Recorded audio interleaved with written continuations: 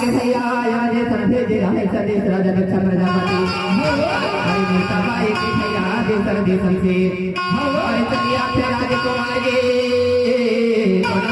भैया भोला माता के अरे भोला थे भैया मछला माता के अरे चलिया हमारे भैया अरे राजा दक्ष प्रजापति के रंगनामा अरे सागे तो देखे के लागे हरे देशन से चले आए हमें गाँव में राजा कुमार भैया भाई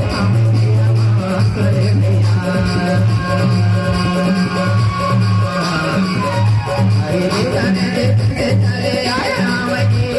राजा कुमार भैया भाई राजा कुमार भाई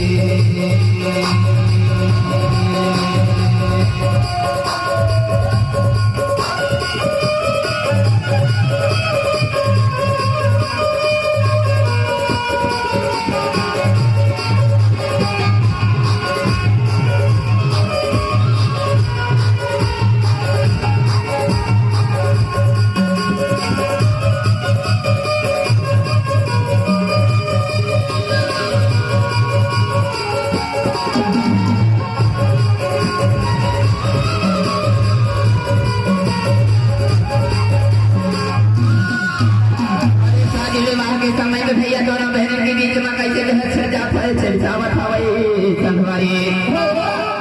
अरे दोनों बहन के बीच में कैसे जहस छिड़ जाते अरे कहाँ थे वनता दीदी से कजरे रानिया अरे कजरे बन गए मंदरा बन गए अरे घोड़ा के रंग बता दे और शादी तो नहीं तो मोरे सादा दासी बन के रह यदि अगर कहाँ रंग नहीं बता पावे तो सादा दिन और दासी बन के रह कहते भैया और कैसे घोड़ा के रंग बतावा थे कदर रानी से कैसे घोड़ा के रंग हमें सफेद नीले ऐसे बनता दे घोड़ा के कदर रानी से भैया लेकिन विश्वास नहीं करे भैया अदो दिया है कैसे विश्वास करे का देख लिया वो ऐसे दोनों बहने शादी से पहले भैया अरे कजरी बल वन पहाड़ पे जाएंगे चलत हमें संवारी आगे आगे बनता चलेगा आगे कर पाछा कदर दीदी चले भैया कदर रानी दीदी चले भाई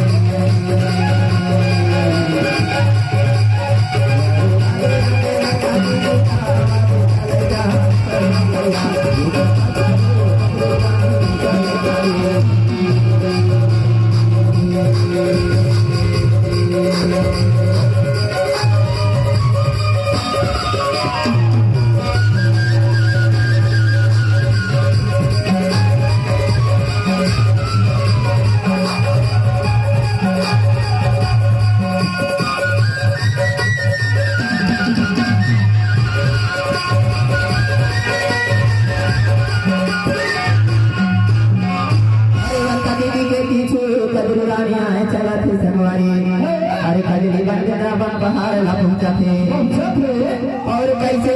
नागराज पुत्र से भूला थे कदर दीदी आए कैसे छलकपट करा थे भैया अपन सगे कहने से भैया घोड़ा के रंग कलर को छलके डाले और हकीकत में भैया सफेद कलर रहा घोड़ा ये जो छल करत हमें कदर रानी 1000 पुत्र से भैया अरे जाकर के घोड़ा के पीठ में पड़ जावा अरे बेटा तुम जावर के घोड़ा के पीठ में पड़ जावा घोड़ा की पीठ काली हो जाही मैहा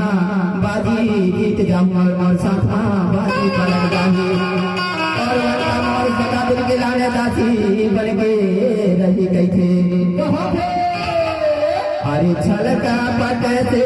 बाजी जीतेगा रानी कहाँ भाई मोरी संगी अरे कदर रानी संगे